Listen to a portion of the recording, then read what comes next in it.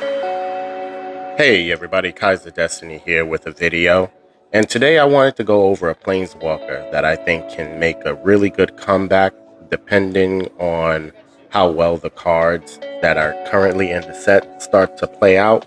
So far, it's looking good, and I'm really pleased with the results that I've been seeing, and that planeswalker is Samut the Tested.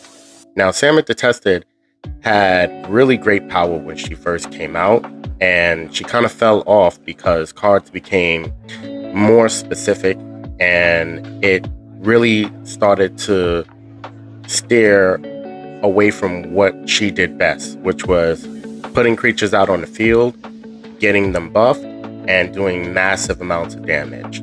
Now, some of the things that she had drawbacks on was one, that she had no draw power. Unfortunately, Samut the Tested's abilities do not give her the ability to draw, and this caused her to use all the cards in her hand, and she was basically a fish out of water compared to other planeswalkers and other cards in other colors that can either draw you cards, that can keep tempo, and it basically outpaced her. Another downside that she had was that her mana bonuses are really bad. When you look at her mana bonuses, a -1 to white, blue, and black in this current meta is absolutely detrimental. She just can't keep up with all the other planeswalkers that have all pluses and no downsides. So her mana bonus really puts her at a disadvantage, and especially with today's meta, with the amount of destruction, the amount of cheap destruction that we have, she just could not keep up. And that was a real big shame. And that's why I had to drop her, because I found myself in a position where she would do really good, and then there would be that one card that would destroy all my creatures, all the hard work that I did, and there was nothing I can do about it to bounce back. Which kind of segues into another problem that Samut the Tested had, which was that she had no destruction power. So if you look at all of her abilities really focuses on doing the maximum amount of damage. And unfortunately, if there's a creature that has prevent damage, she just can't get past that. And you're hoping that you can just punch your way through your opponent's monsters, but prevent damage actually stops her in her tracks. Unfortunately, Afflicted does not count towards prevent damage because the damage was never done. You're not actually hitting the card itself. So these are downsides of Samut the Tested that really put her behind. But because of the cards that came out in the current set, which is Strixhaven, I think she can make a comeback. Now, cards that I'm going to give a special mention to are cards like Kylux's Voltstrider. Kylux's Voltstrider really helps out with that draw, or that lack of draw that she has, and it helps you draw 3 cards and gives 1 spell card that you draw full mana. Now, that's something that Samut the Tested really needs in today's meta, and Voltstrider really helps out with that. Now, the star player, and the reason why I started using Samut the Tested again, is because of Planner Engineering. Now, Planner Engineering does 2 things.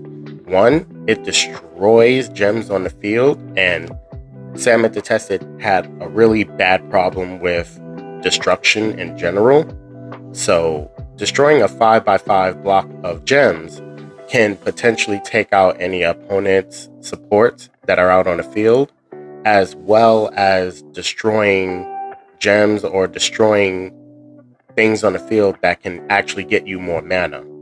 And the best part about Planner Engineering is its second half, which is that you can search for 2 lands that cost 12 or less and just put them on the field under your control.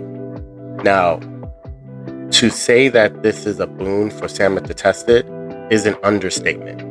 This changes her from being an okay planeswalker to her fixing her mana bonuses and her being able to get cards out on the field consistently.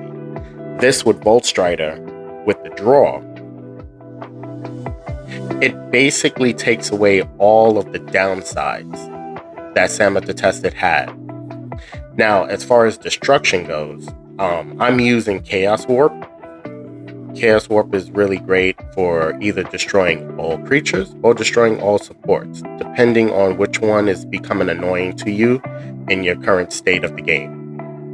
Now, the last card that I think really put Samut the Tested over the edge, that I think is the reason why all of this is going to kind of come together, is Emeritus of Abundance.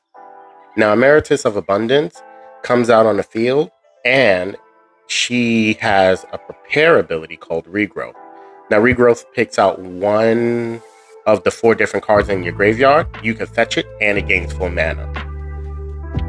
Free cards help Samut the Tested get things out disregarding the mana bonuses deficit that she has. And it's the reason why I started using her again. Now, it's not 100%. I haven't gone fully into the lab with her, but from the few matches that I've had with this deck that you currently see, it's shown great promise.